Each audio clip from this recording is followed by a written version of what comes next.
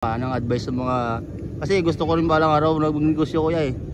Ano bang dapat na advice mo na sa ano kuya? Alam nyo kasi ganito yan.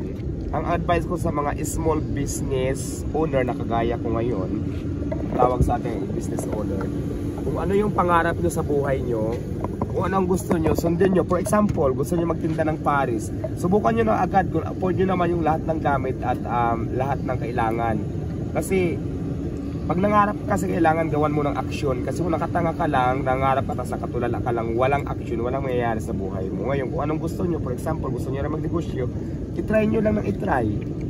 Ang pagbibusiness kasi parang sugal yan, win or loss. Hindi lahat ng nagbibusiness siniswerte, no?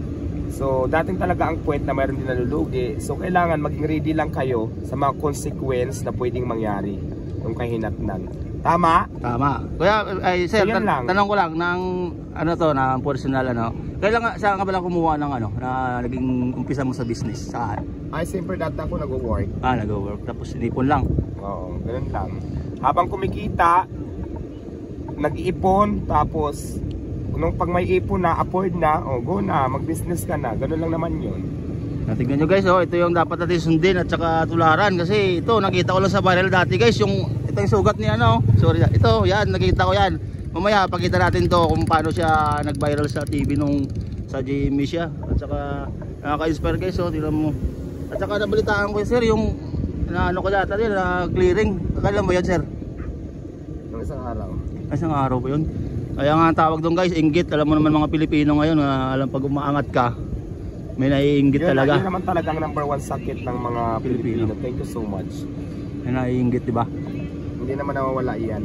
Kaya kadalasan sa mga Pilipino talaga, karamihan, mga utak talangka. Pag may isang umaangat, hilain pababa. Basta normal yan sa atin. Alam nyo kasi, bakit hindi pa ako naging foreigner, no? Gusto ko magpare sa ibang bansa na lang para wala nang ganyan naman. Ganda yan, Abangan ko yan kasi sir. Imagine, ano bang gusto nilang gawin sa buhay ko? Nagsusumikap ako, gumawa ng diskarte para makaahon ng konti sa kahirapan kasi puro kahirapan na lang ako ever since. Ngayon medyo nakakaangat-angat ng konti, maraming gustong humila pababa. Totoo yan sir. Ano bang gusto nilang gawin ko sa buhay ko, di ba? Kaya marami ka natutulungan ng mga kababayan mo, kita mo mga trabaho sila, diba? Marami ka na papasaya, may napapabusog sa murang halaga. Double tap tayo guys, tap the screen.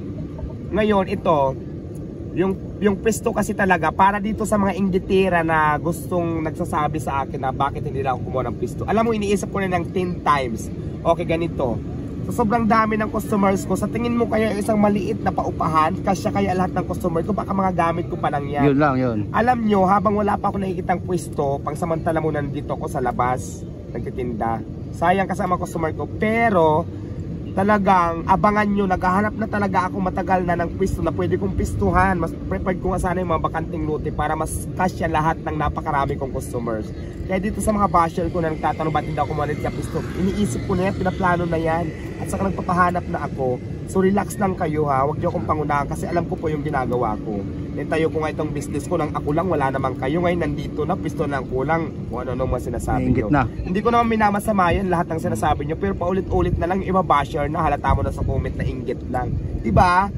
So bago ako magtalak dito, double tap mo ng screen guys. Okay sir, saan bang ano to para malaman din ng mga followers ko at saka mga... nandito lang tayo sa Pasay. Pasay lang ang location natin. Hanapin nyo lang ako dito sa Jokno Boulevard dito.